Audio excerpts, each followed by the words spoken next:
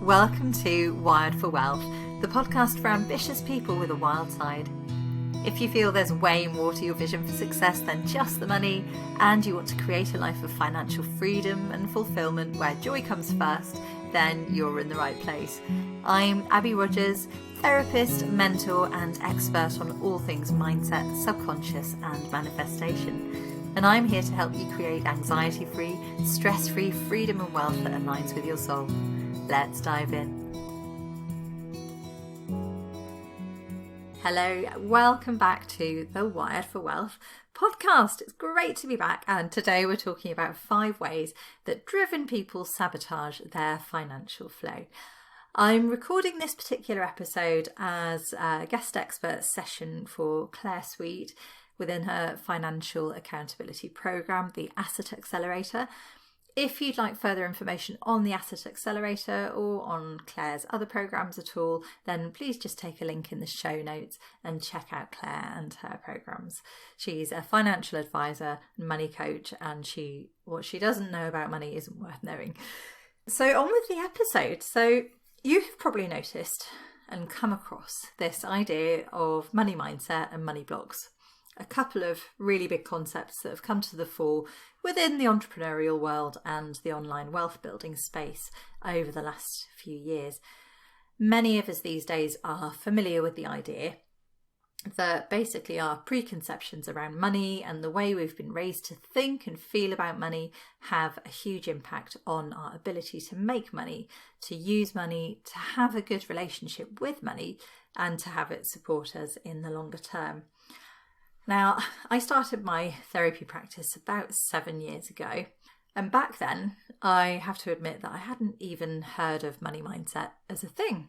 But what definitely was a thing back then was that whilst working with clients, I could see how helping them unravel their subconscious limiting stories and bringing down their anxiety levels to a healthy minimum really opened up doors for many of them financially. So, for example, I had a client who finally felt able to get around to decluttering their home and made lots of money selling their unused and unwanted items. I had another who was able to shift their thinking away from preoccupying negative thoughts and just choose to go all in on this business idea that they've had and focused on that instead of some unwanted behaviours that they'd been focusing on in the past. And the business subsequently became very lucrative, very successful. Another lady who quit her day job, decided that, life's for living, it's too short, I'm going to get out there and do it, and jumped into founding a hugely successful 6-figure plus business, which is just going from strength to strength 6 years down the line. And there have been many, many, many examples of people who have finally been able to do things like let go of contractors and expensive subscriptions that they don't need, or they've been able to hire staff and let go of the reins, claiming back their time, their freedom, bringing in more for their businesses. There have been clients who have suddenly been able to generate a lot of money through shedding fears and anxieties around visibility, or who have stopped feeling shame for things like negative events from the past, and they've been able to get back out there and explode their incomes as a result of just shifting all that shame. So most of this is without doing any specific work on their money stories at all. So I guess before we dive in today, I just wanted to let you know that if you are struggling to generate or hold on to the income you want, or create the financial flow that you want to see in your world, it's not necessarily about the money at all.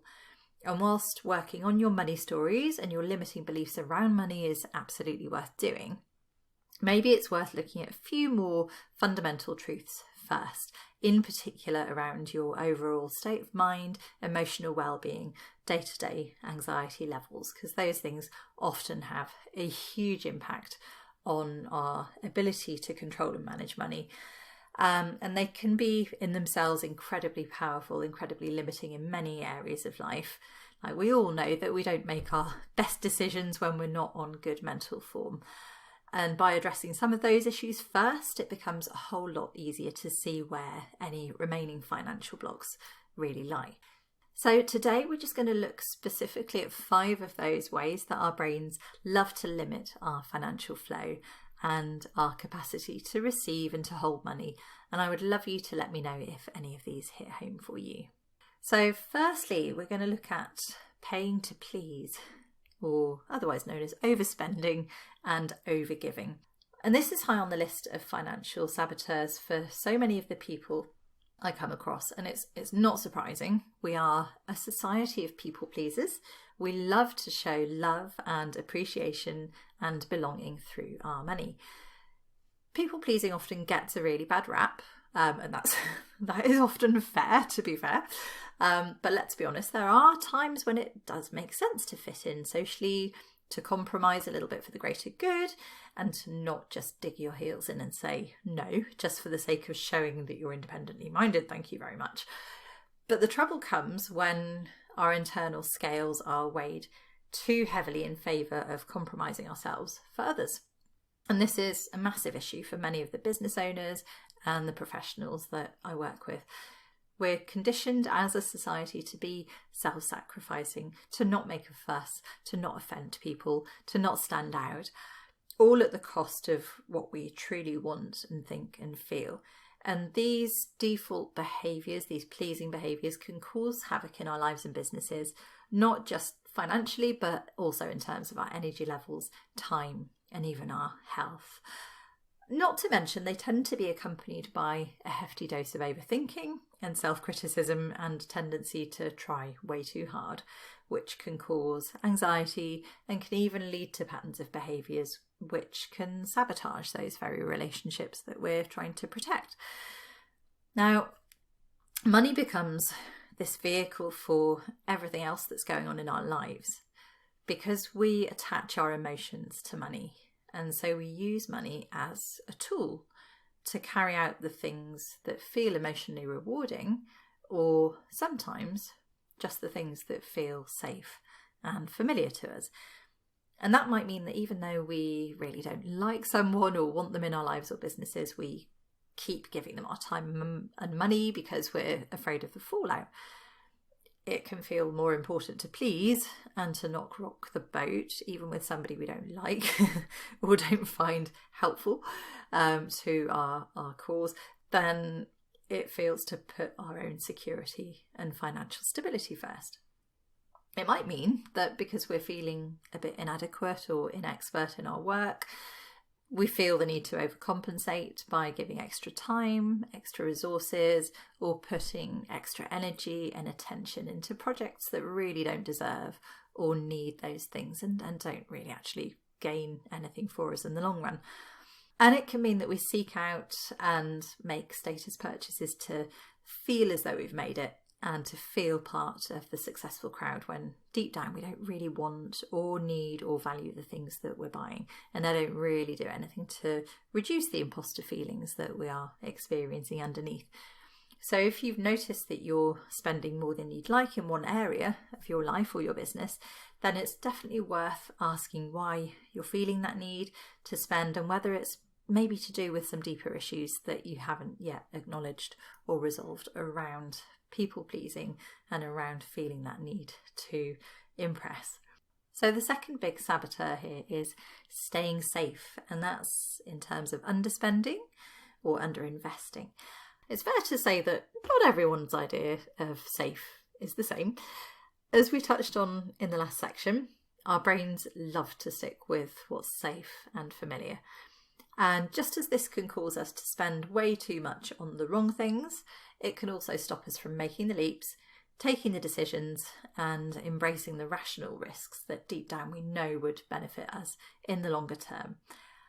Everyone's heard tales of like Granny keeping her mattress stuffed full of banknotes because she doesn't trust the bank.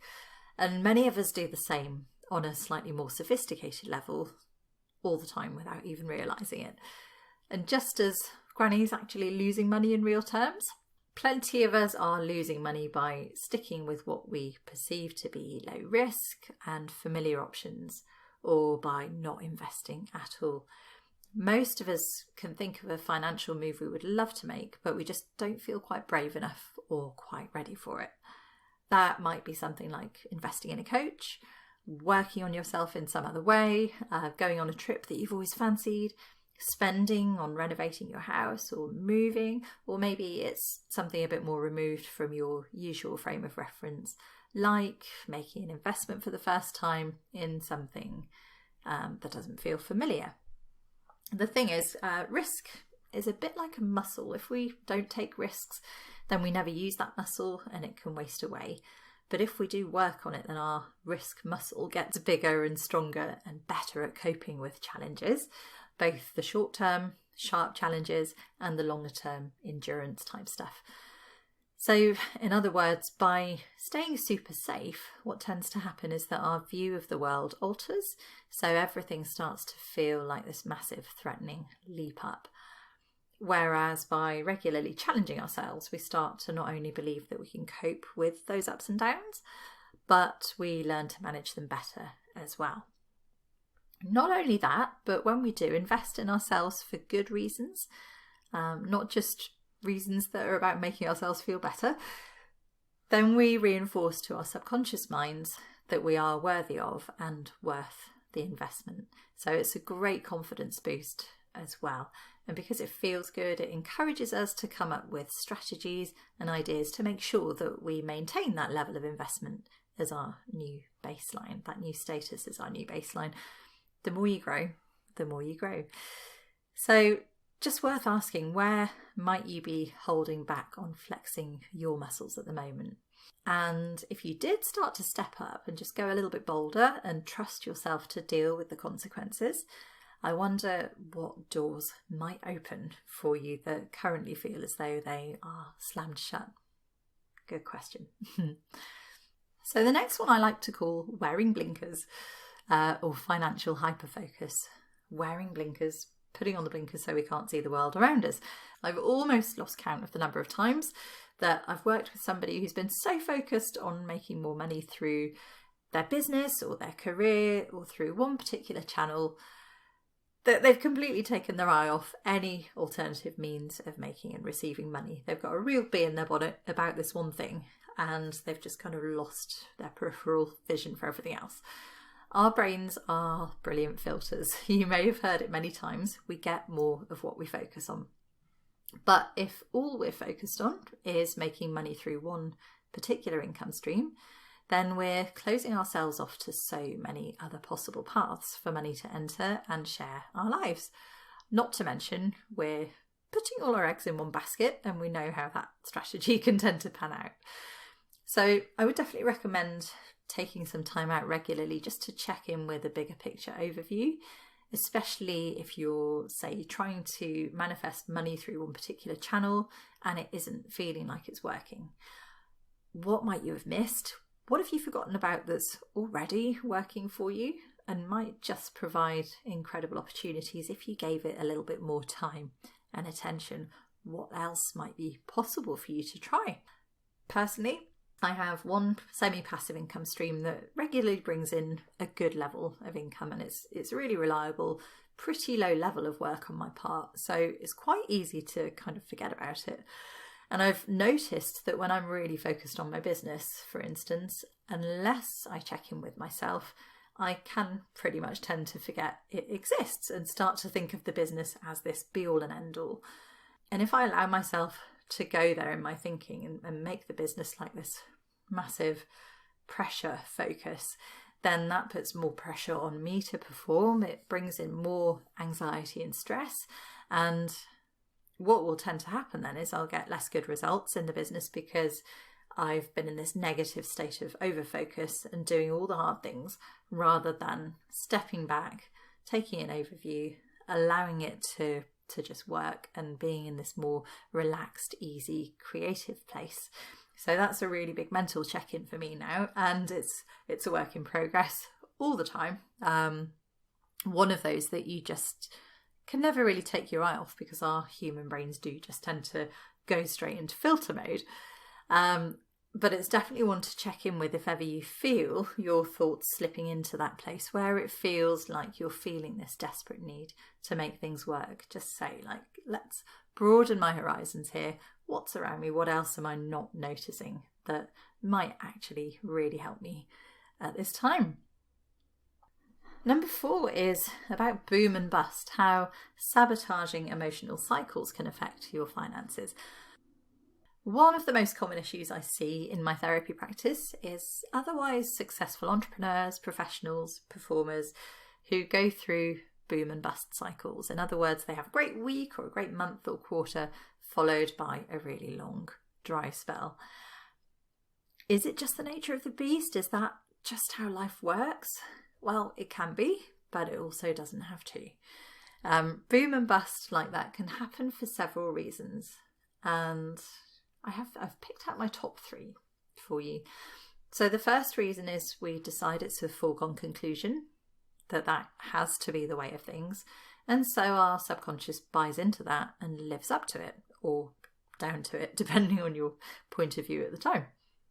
The second reason is that we can exhaust ourselves by working so hard to create the boom that we have to then have a really long recovery before we can do the same again. Or third thing is we can become overly influenced by things like cyclical or hormonal events or other external factors and give them way more power than they deserve. I see this quite often on social media. It's very easy for people to get swept up in a common narrative around what's happening and decide that that has to be true for them as well. So this isn't to say none of those things actually influence us. Yes, hormones definitely influence our feelings and our energy levels. And yes, it's great to pay attention to and work with and respect our body's needs. Really important. Our body is often our very best early warning system after all. But the flip side of that is that a lot of driven people fall into the trap of becoming convinced that because they're in a certain time or a certain stage of life, or even because we're in a certain planetary alignment at the moment, that they should be expecting things to feel more difficult and to be emotionally volatile, and they should expect to be less productive for a while and maybe do less well. And the key there is the expectation. It's the believing that whatever the influencing factor is more powerful than their own influence and their own ability to manage their well-being and emotional state. So people tend to decide there's this foregone conclusion that things are going to be harder, and they look for evidence that this bust cycle is happening rather than focusing their attention on the evidence of the boom stuff that's happening, the good stuff, and on the skills and resources and the power they have to create more of the good stuff. So I'll often say to clients, we're not machines. All of us go through emotional ups and downs, quite normal. Absolutely. But we do have the ability to shift and re-baseline our thoughts and feelings at almost any given moment.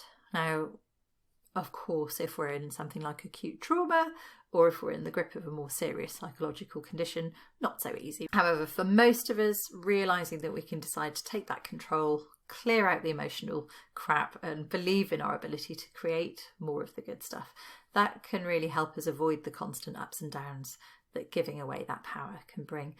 And it might not always look like the easy option. It might not feel easy to do that in the moment, but training your brain to learn to look for solutions and for more positive, productive ways of thinking can really help you manage those energy levels and allocate your time more effectively, and it can really pay dividends in the long run. And learning to manage anxiety levels massively can influence those emotional cycles as well. Which brings me nicely on to our final saboteur of the day, which is financial anxiety. Sweet FA.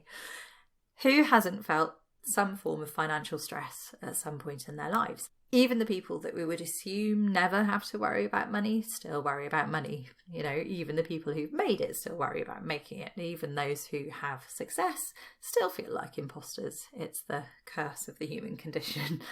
Our minds are negativity machines. They are far more naturally predisposed to think about what we don't have than what we do have. Add to that a lot of pressure to provide security and a whole heap of unhelpful societal narratives around achievement and expectation. Money, understandably, becomes a massive preoccupation for many of us. We need to keep an eye on it, because we rely on it. We need to make sure it doesn't suddenly do anything we're not expecting. We don't know what might happen with it around the corner. We know where it's caused us grief in the past, Maybe it's been blamed for traumatic events and relationship struggles in our lives too.